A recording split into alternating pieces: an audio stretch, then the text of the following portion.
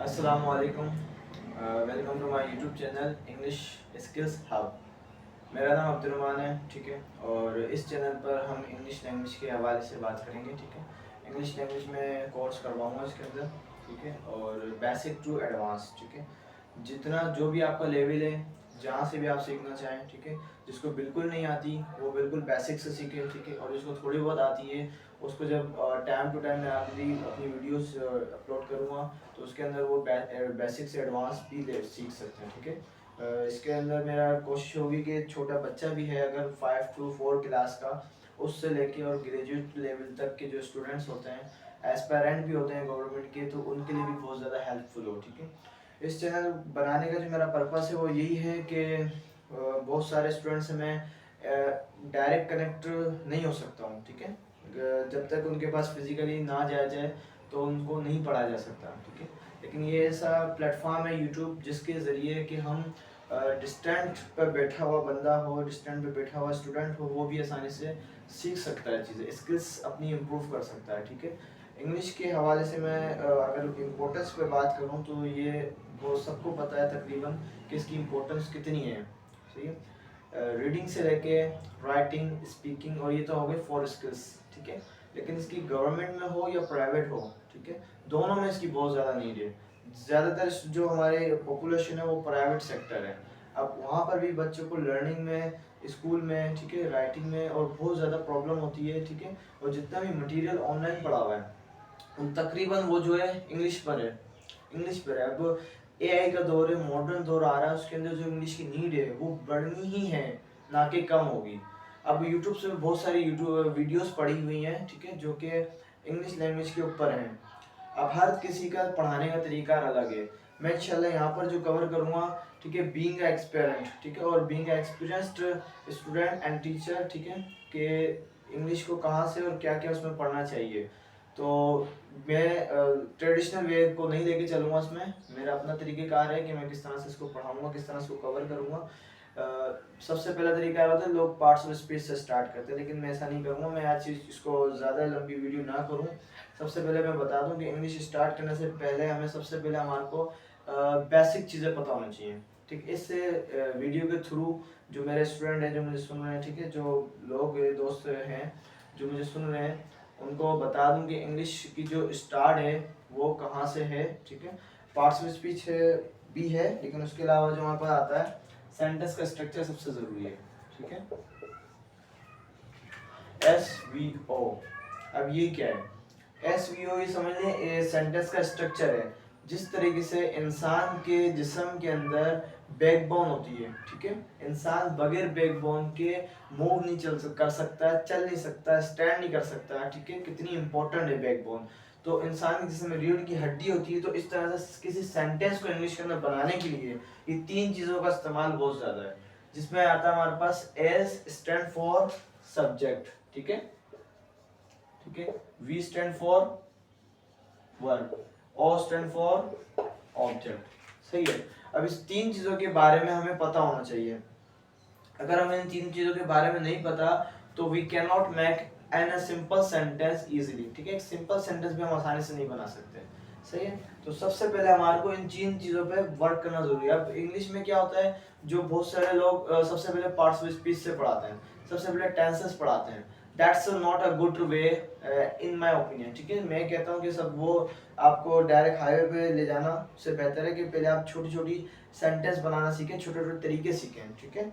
इसके अंदर सबसे पहले अगर मैं डिस्कस करता हूँ वर्ब को, ठीक है, वर्ब,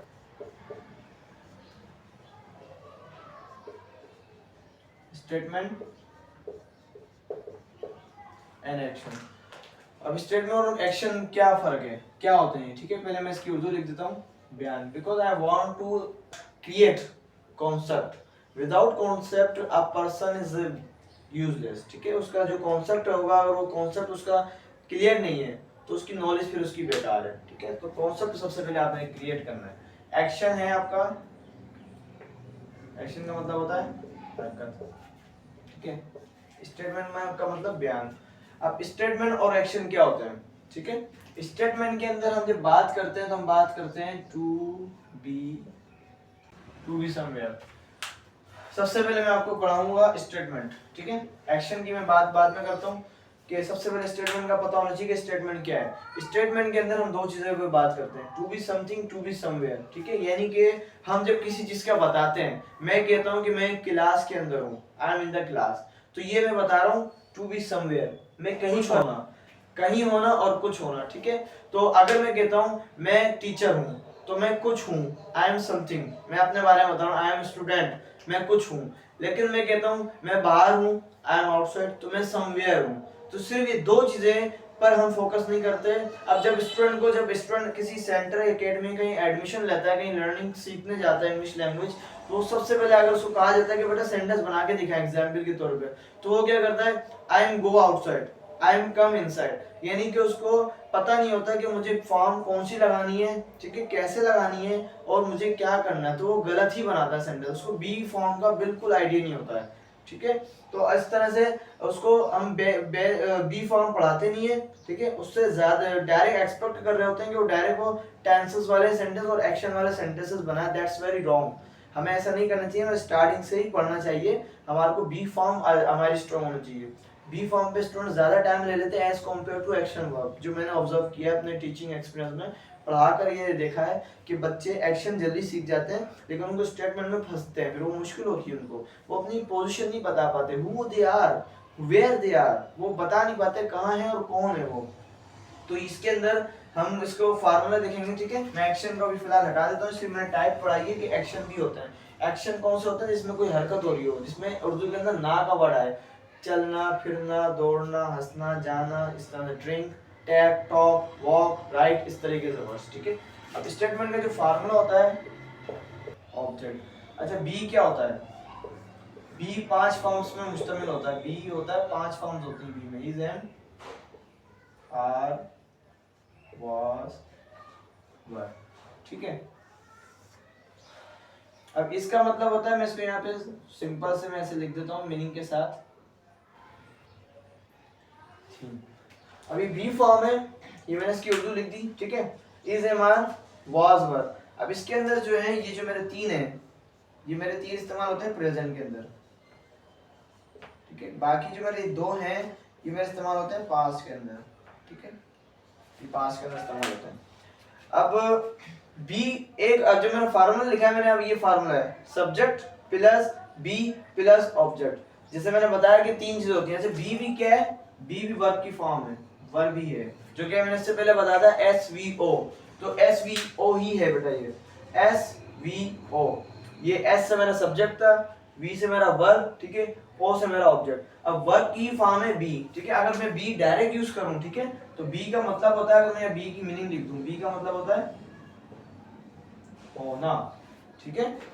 और बी की कितनी फॉर्म्स निकलती है, 5, इज, एम, आर, वाज, वर। इनको 5 को, ठीक है, हमने दो में हिस्सों में डिवाइड करा, इज, एम, आर, जो 3 है प्रेजेंट के लिए यूज होती है, बाकी जो वाज, वर है वो होती है पास्ट के लिए इस्तेमाल होती है, ठीक है। अच्छा अगर मुझे फ्यूचर की बात करें, जैसे प्रेजेंट आ गया, पास्ट आ गया, फ्यूचर में क्या इस्तेमाल करेंगे, तो फ्यूचर के लिए हमारे पास इस्तेमाल होता है विल, इस्तेमाल होता है फ्यूचर के लिए, ठीक है। विल के साथ ये जो मेरा बी है ये डायरेक्ट लग जाएगा यहाँ पर, विल बी, ठीक है, जिसकी उर्दू बनेगी होगा, होगी, ये हो गया फ्यूचर के लिए, ठीक है। तो यहाँ तक अभी आपने फिलहाल सिर्फ समझना है कि स्टेटमेंट को हमें पढ़ेंगे। अब जब अगली वीडियो में मैं आपको पढ़ाऊंगा वो यही होगा कि स्टेटमेंट के ऊपर फॉर्मूलाज, कॉन्सेप्ट, ठीक है, और मजीद इसके बारे में जानेंगे हम, इसमें टू बी समथिंग और to be somewhere, why is it so important to learn, ठीक है, क्यों हमारे लिए जरूरी, before going to learn action verbs. Action verb सीखने से पहले हमारे टू बी वर्ब क्यों जरूरी है। अब मैं क्विक रिव्यू कर देता हूँ जल्दी से। वर्ब, ठीक है, सबसे पहले वर्ब होता है, वर्ब की दो टाइप्स होती है, एक एक्शन होती है और एक स्टेटमेंट होती है, ठीक है। एक्शन के अंदर हमें, जिसमें उर्दू के अंदर जो शनाख्त है वो ना का वर्ड आ जाए, चलना, फिरना, दौड़ना, आना, जाना, ठीक है, उस तरह से इसकी identification, tell, talk, write, speak, teach, learn, ठीक है, इस तरह के वर्ड, मैक। और दूसरी जो उसकी टाइप्स है वो आपकी वो स्टेटमेंट, जिसका मतलब है बयान, यानी कुछ सिर्फ बयान करना। उसमें क्या बयान करना, उसमें दो चीजें बताना, टू बी समथिंग यानी कुछ होना, और टू बी समवेयर यानी कहीं होना, ये दो चीजें हमें बताता है स्टेटमेंट के अंदर, ठीक है। स्टेटमेंट के अंदर आप जाहिर सी बात है इसका कोई फार्मूला भी होगा, कोई तरीका भी होगा, ठीक है। तो फिर मैंने उसके बाद लिखा फार्मूला SVO, जिसको मैंने एक्सप्लेन करा, subject plus be plus object. Be क्या, वर्ब की ही टाइप्स है, जिसका मतलब होता है होना, ठीक है।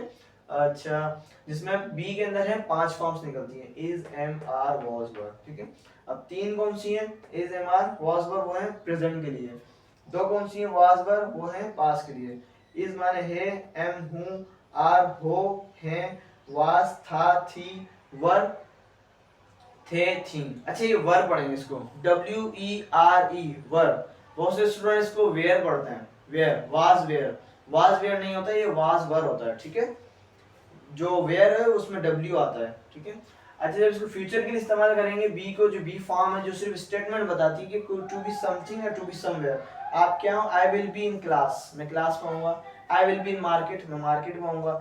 I will be teacher, I will be businessman. तो ये क्या होगा, सिर्फ होगा, कोई स्टेटमेंट नहीं है, हमें सिर्फ बता रहे हैं कि कोई चीज समथिंग या टू बी समवेयर होगा। तो इस तरीके से उसमें होगा विल बी, होगा और होगी, ठीक है। तो इस वीडियो में अब तक यही रखते हैं, ठीक है। अगली वीडियो में जब आपको मैं बताऊंगा तो उसके ऊपर फर्दर एग्जांपल्स के साथ, ठीक है, और इसका प्रैक्टिकल यूज की किस तरह से हमें सेंटेंस बनाने हैं, और इसमें एरर भी आते हैं। अब जैसे गवर्नमेंट जॉब में जो अभी जैसे सर्कुलेट हो रही है, IB का टेस्ट होने वाला है, आपको पता होगा, इंटरमीडिएट कैटेगरी का। इंटरमीडिएट कैटेगरी के जिन्होंने अभी एप्लीकेशन भरी है, अपनी फॉर्म्स भरे हैं, तो उनके टेस्ट एक्सपेक्टेड है कि वो जल्द हो जाए, ठीक है, अगले महीने, इस महीने रमजान से पहले पहले। तो उसके लिए भी हमारे को जो 40% जो पोर्शन आता है इंग्लिश का, उसके लिए भी जरूरी है कि एरर डिटेक्शन हमारी बहुत अच्छी होनी चाहिए। उसमें कुछ भी आ सकता है एरर में, जैसे कोई भी एग्जामिनर एक सेंटेंस दे देता है, आई विल आउटसाइड। अब ये रॉन्ग है, क्योंकि आई विल आउटसाइड, क्योंकि उसने विल के साथ बी का इस्तेमाल नहीं करा। वो एरर डिटेक्शन में आती है चीजें, उसमें लाजमी सी बात है बी मिसिंग होगा। अब जिसमें बी फॉर्म या स्टेटमेंट नहीं पढ़े, वो लाजमी सी बात है इंटरमीडिएट कैटेगरी के टेस्ट में लाजमी गलती कर जाएगा वो। तो उसके हवाले से भी इंशाल्लाह जो मैं वीडियोस बनाऊंगा, वो उसको भी मैं रखते हुए पॉइंट ऑफ व्यू में आपको उसके लिए भी इंशाल्लाह गाइड करूंगा।